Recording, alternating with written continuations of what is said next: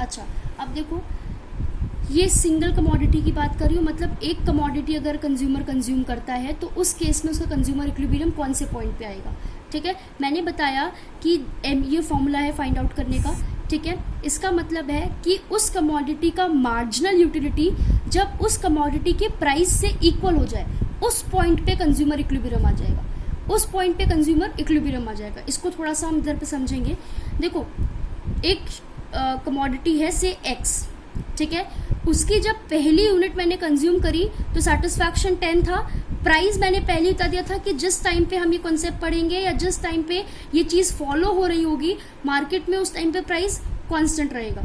ठीक है, तभी हम कंज्यूमर इक्विलिब्रियम फाइंड आउट कर सकते हैं। क्लियर, वरना वो तो ऐसे भी हो सकता है कि प्राइस बढ़ जाए और कंज्यूमर खरीदना बंद कर दे, लेकिन इसका मतलब ये थोड़ी कि उसका सेटिस्फैक्शन लेवल आ गया या फिर वो लेवल आ गया जिसमें उसको मैक्सिमम सेटिस्फैक्शन मिल गया हो। वो लेवल अभी आया ही नहीं, कंज्यूमर में खरीदना क्यों छोड़ दिया, क्योंकि प्राइस बढ़ गया। और ऑटोमेटिक सी बात है, अगर किसी चीज़ का प्राइस बढ़ जाता है तो कंज्यूमर उस चीज़ को खरीदना बंद कर देता है या कम खरीदता है। ठीक है, इसीलिए हमने प्राइस को क्या रखा है, कांस्टेंट रखा है।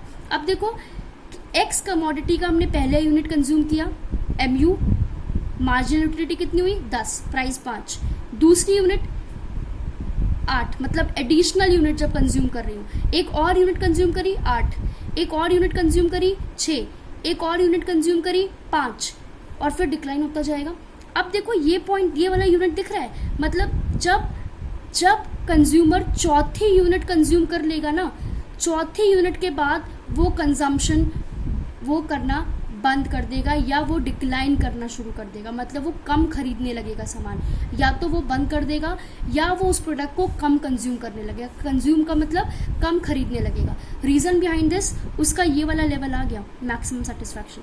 देखो MU of x is equals to price of x, ये वाला मैक्सिमम सेटिस्फैक्शन लेवल वाला पॉइंट आ गया। कैसे, उसका जितना वो पैसा दे रहा है ना, देखो इस हिसाब से, देखो वो 5 रुपये दे रहा था, सेटिस्फैक्शन 10 मिल रही थी, 10 रुपये के हिसाब से सेटिस्फैक्शन मिल रही थी, तो भैया कोई भी कंज्यूम करेगा कि 5 रुपये देकर बहुत ज़्यादा सेटिस्फैक्शन मिल रहा है, चलो कंज्यूम करते रहते हैं। लेकिन एक पॉइंट आया जहाँ पर वो जितना पैसा दे रहा है ना उसको उतना ही सेटिस्फैक्शन मिल रहा है, 5 रुपये के हिसाब से 5 रुपये वाला सेटिस्फैक्शन। ठीक है, बोलते ना पैसा वसूल, वो वाला, जितना पैसा उतना सेटिस्फैक्शन। लेकिन अब जब ये सेटिस्फैक्शन कम होता रहेगा तो क्या वो 5 रुपये दे के 2 यूटिल्स का सेटिस्फैक्शन लेने के लिए सामान खरीदेगा? नहीं ना। तो ये वाला जो पॉइंट है इसको हम कंज्यूमर इक्विलिब्रियम बोलते हैं। दैट मीन्स जहाँ जितना पैसा उतने हिसाब से उसका, उस हिसाब से उसका सेटिस्फैक्शन। ठीक है, पैसा वसूल जिसे हम बोलते हैं, उस हिसाब से उसका सेटिस्फैक्शन। क्लियर हुआ? इसको हम बोलते हैं consumer equilibrium in case of single commodity, in case of single commodity. समझ आ रही है बात? ठीक है, वो यहाँ क्यों रुक गया समझ आ गई, वो अपने मैक्सिमम लेवल पे पहुँच गया।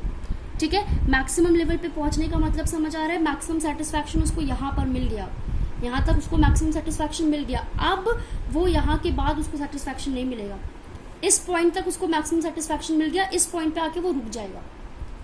ठीक है, मैं ये नहीं बोल रही हूँ कि इसी पॉइंट पे मैक्सिमम सेटिस्फैक्शन मिला, मैं ये बोल रही हूँ कि अब तक उसको मैक्सिमम सेटिस्फैक्शन मिल गया, और जब ये पॉइंट आ जाएगा ना, इसका मतलब है कि वो यहीं रुक जाएगा। क्यों? क्योंकि वो जितना पैसा दे रहा है उसके हिसाब से मिल रहा है, तब भी ठीक है, तब भी कंज्यूमर कंज्यूम करेगा कि भाई हम अगर 5 रुपये दे रहे हैं तो 5 रुपये के हिसाब से चीज़ भी मिल रही है, उस हिसाब से सेटिस्फैक्शन मिल रहा है, चलो ठीक है।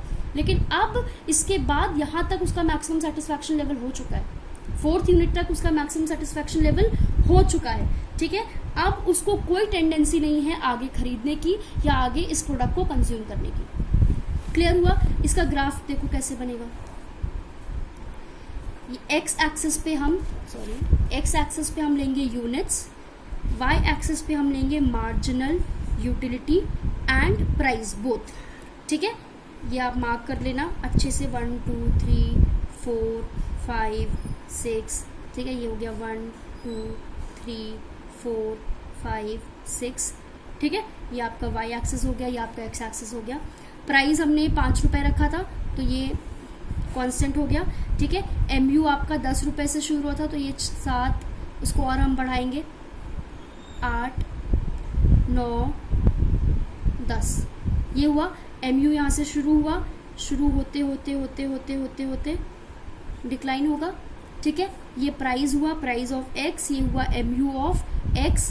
ठीक है, 0 पे पहुंचा था तो ये आपका x एक्सिस टच करेगा, ठीक है। जैसे फॉर एग्जाम्पल टच करेगा, ये जिस भी यूनिट पे ना 0 पे पहुंचा होगा उस यूनिट पे ये टच कर जाएगा यहाँ पे, ठीक है। जिस भी यूनिट के कंजम्पशन पे, जैसे 6th यूनिट के कंजम्पशन पे 0 पहुंचा है, तो यहाँ पर जब आप इसको अच्छे से मार्किंग करोगे तो 6th यहाँ पे आएगा और आप यहाँ पर 0 पे टच करा दोगे, फिर यहाँ से वो नेगेटिव शुरू होगा, ठीक है।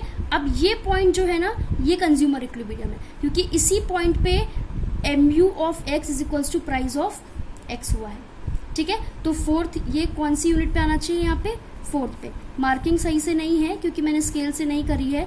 4th यूनिट पे देखो, 4th यूनिट पे ही हुआ है ना, इसलिए 4th यूनिट पे, ठीक है। अब तक उसको मैक्सिमम सेटिस्फैक्शन मिल गया, बस पहले 10 था तो बहुत खुशी खुशी कंज्यूम कर रहा था, सब कुछ कर रहा था, लेकिन अब उसको बस हो गया, मैक्सिमम सेटिस्फाई हो चुका है वो, ठीक है। मैक्सिमम सेटिस्फाई हो चुका, इसके नीचे तो वो बिल्कुल ही कंज्यूम करना पसंद नहीं करेगा, इसीलिए हमने ये पॉइंट चूज किया है, ठीक है। इसीलिए हमने ये पॉइंट चूज किया कि इस पे कंज्यूमर रुकता ही रुकता है, ठीक है। इस पॉइंट पे तो कंज्यूमर रुक ही जाएगा, क्योंकि इसके बाद अगर प्राइस ज़्यादा देना पड़ रहा है और उस हिसाब से सामान नहीं मिल रहा है, उस हिसाब से सेटिस्फैक्शन नहीं मिल रहा है, तो वो फिर रैशनल कंज्यूमर या समझदार कंज्यूमर नहीं कहलाता। इस पॉइंट पे तो हर कंज्यूमर रुक जाता है और हर कंज्यूमर इस पॉइंट पे रुक ही जाएगा, क्योंकि ये पॉइंट ऐसा है जहाँ पे जिस हिसाब से प्राइस है उस हिसाब से उसका सेटिस्फैक्शन या सामान कह लीजिए है, ठीक है। समझ आ गया।